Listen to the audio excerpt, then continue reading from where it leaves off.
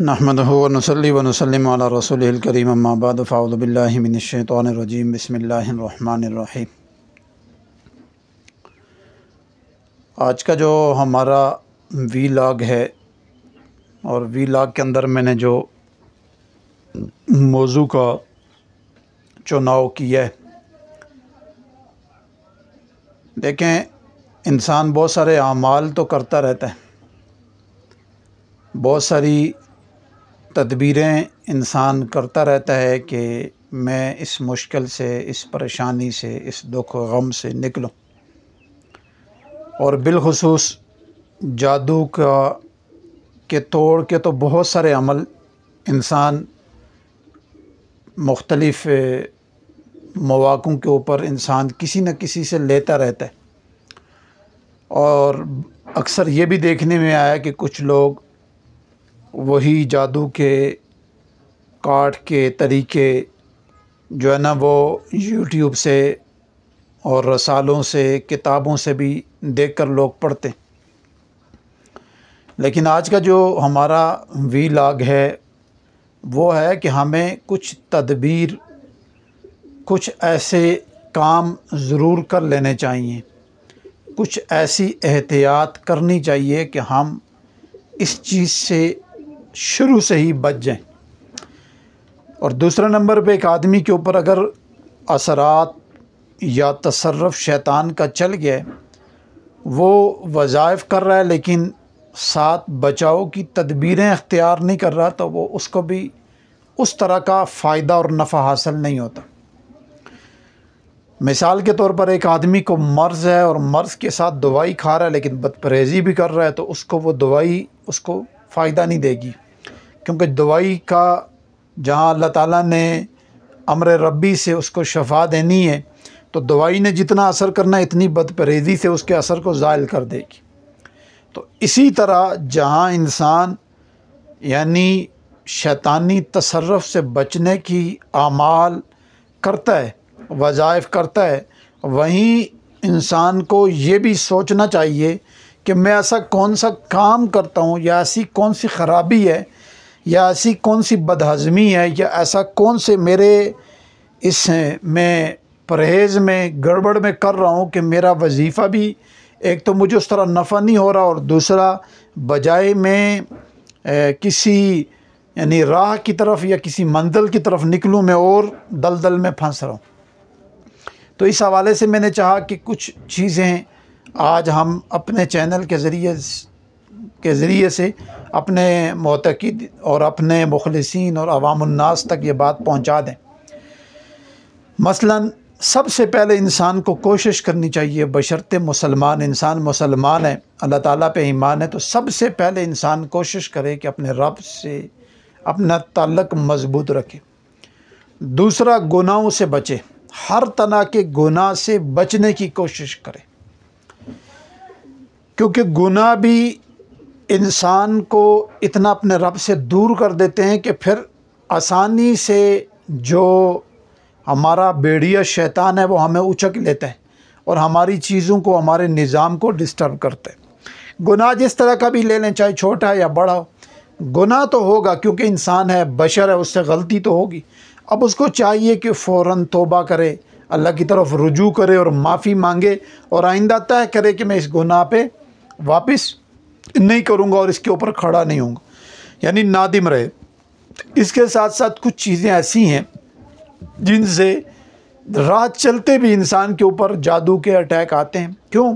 کہ ہم نے بعض جادوگروں کو اور شیطان کو دیکھا ہے کہ وہ روزانہ کی بنیاد پہ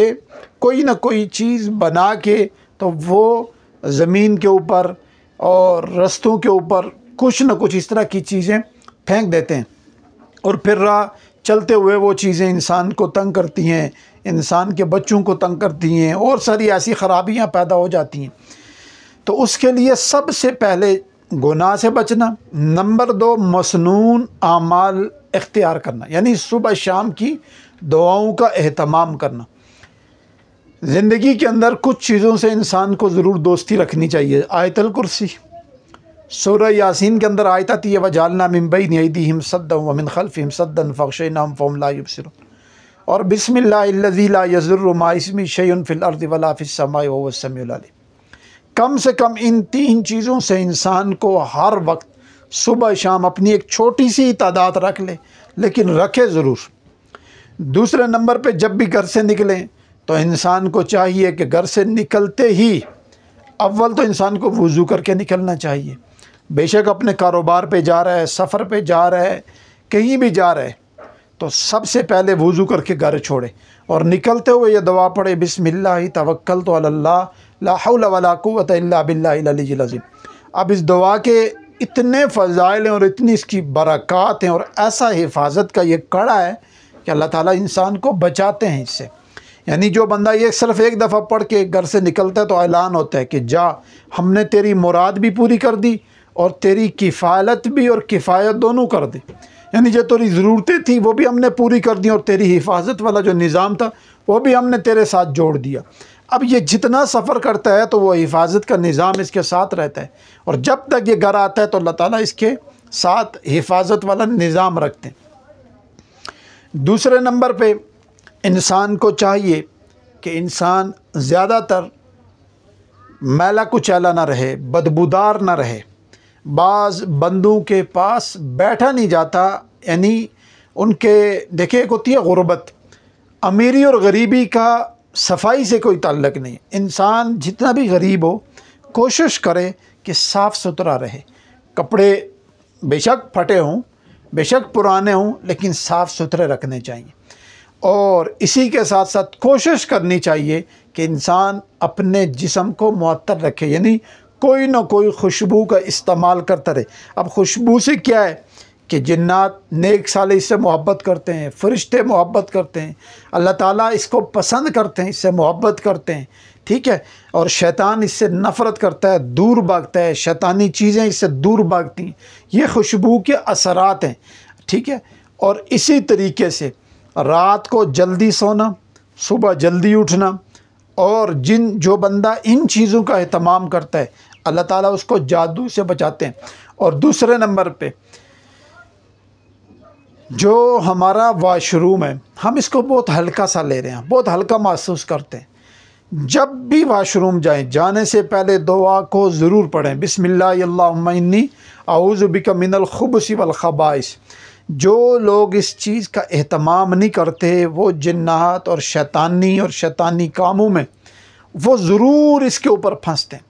میں نے اس دعا کا ایک ویلاگ بناؤں گا انشاءاللہ بہت جلد۔ اس کے اتنے تجربے میں نے کروائے ہیں، صرف اس کے ذریعے سے جو لوگوں کے علاج ہوئے ہیں، مسائل سے لوگ نکلے ہیں۔ آپ یقین جانیں کہ صرف بندہ اس دعا کو ہی اگر پڑھ لے تو انسان حیران رہ جاتا ہے، اور پھر انسان محسوس کرتا ہے کہ انسان کی کتنی اندر کا جو خصلتیں ہیں، جو انسان کی فطرت شیطان چینج کر دیتا ہے، اس میں کتنا نکھار آ جاتا ہے اور کتنا اس میں تبدیلی آنا شروع ہو جاتی ہے، کیونکہ واش روم کے اندر ہر قسم کی گندے جنات ہوتے ہیں، اور جب بندہ یہ دعا پڑھتا ہے تو اللہ تعالیٰ ان کو اندھا کر دیتے ہیں، اور جب انسان واپس باہر آتا ہے اور کہتا ہے غفرانک الحمدللہ، تو وہی جنات ان کو اللہ دوبارہ بینائی عطا کر دیتے، ٹھیک ہے۔ یعنی جیسے ہی حاجت کرتے تو اللہ تعالیٰ ان کے درمیان ایک پردہ حائل کر دے، وہ بندے کو نہیں دیکھ سکتے، ٹھیک ہے۔ تو انسان کو چاہیے کہ واش روم میں جانے سے پہلے یہ دعا پڑھے، اور اگر بھول بھی جائے، نہیں یاد رہے، تو انسان کو اندر یاد آئے تو دل میں پڑھ لے، زبان سے نہ پڑھے، دل میں یہ دعا لازمی پڑھے۔ اس کے بے شمار فوائد ہیں، اور اکثر ہم نے دیکھا ہے کہ لوگ اسی وجہ سے اتنی یعنی غلطی، بس لوگ یہ سمجھتے ہیں چھوٹی موٹی غلطی ہے، ہمارے لحاظ سے اتنا بڑا یہ انسان جرم کرتا ہے اور اتنا بڑی اپنے ساتھ زیادتی کرتا ہے کہ اس کی وجہ سے انسان بہت ساری دلدل اور مصیبتیں اپنی ضرورت پوری کر کے جب باہر آتا ہے تو اپنے ساتھ لے کے آتا ہے، اور وہی مصیبتیں، وہی جو شیطانی تصرف ایسا اس کے اوپر مارتے ہیں کہ وہ اس کی عزت بھی خراب ہوتی ہے، اس کا نظام بھی خراب ہوتا ہے، اس کے کاروبار ڈسٹرب ہوتے ہیں، اس کے کچن کے، گھر کے، میاں بیوی، بچوں کے مسائل عجیب و غریب رہتے ہیں۔ تو اس کے اوپر ہمیں بچنا چاہیے، اس کا اہتمام ایک تو کرنا چاہیے، اور دوسرا اس چیز سے بچنا چاہیے کہ بغیر دعا کے ہم نہ جائیں، بلکہ اپنے بچوں کو بھی اس کی ترغیب دیں کہ جب وہ جائیں تو اس کو اہتمام سے پڑھیں، اور دوسرا اگر بچے چھوٹے ہیں تو آپ ان کی نیت کر کے پڑھ کے جائیں، ٹھیک ہے، اس کا اہتمام کریں۔ اور اسی کے ساتھ ساتھ ہمیشہ آپ قرآن مجید، درود شریف اور کسی بھی اللہ تعالیٰ کے نام کو ہر وقت اٹھتے بیٹھتے اس کا اہتمام رکھیں۔ اب ایک آدمی مسلسل قرآن پڑھ رہا ہوتا ہے تو وہ شیطان کے نظام سے باہر رہتا ہے، وہ اللہ تعالیٰ کی رحمت میں رہتا ہے، عافیت میں رہتا ہے، فضل میں رہتا ہے۔ اور جتنا انسان قرآن مجید سے اور اللہ تعالیٰ کی کلام، نام سے اور اعمال سے دور ہوتا ہے، اتنا شیطان کے قریب ہوتا ہے، اور پھر شیطان جلدی اس کو اچک لیتا ہے، اس کو اپنے نظام میں لے جاتا ہے اور پھر اس کا سارا نظام ڈسٹرب کر دیتا ہے۔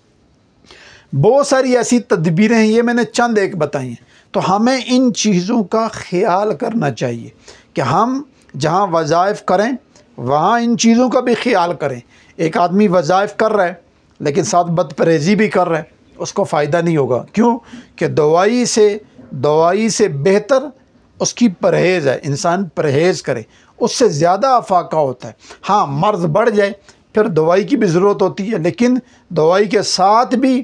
پھر بھی انسان کو پرہیز کرنی پڑتی ہے۔ لیکن انسان کا وہ مسئلہ، وہ مشکل حل ہو جائے تو پھر بھی پرہیز لازم ہے، کیونکہ آج تو آپ نکل گئے اس مسئلے پریشانی سے، اس شیطانی تصرف سے، عمل سے، وظیفے سے، اللہ کے نام سے، لیکن اگر پھر بد پرہیزی بھی رہی تو پھر کچھ عرصے کے بعد آپ کے اوپر پھر تصرف جو ہے نا شیطان مارے گا۔ اسی طریقے سے آج کا جدید دور انسان سوشل میڈیا دیکھتا ہے، موبائل کا استعمال ہے، اس سے بچے، گندی چیزوں سے بچے، ان چیزوں سے انسان دور رہے۔ اور جتنا ان سے بندہ دور رہتا ہے، موبائل اور گندی چیزیں دیکھنے سے، تو پھر انسان شیطان کے اس جال سے، اس مکر سے بچتا رہتا ہے۔ کیونکہ دیکھیں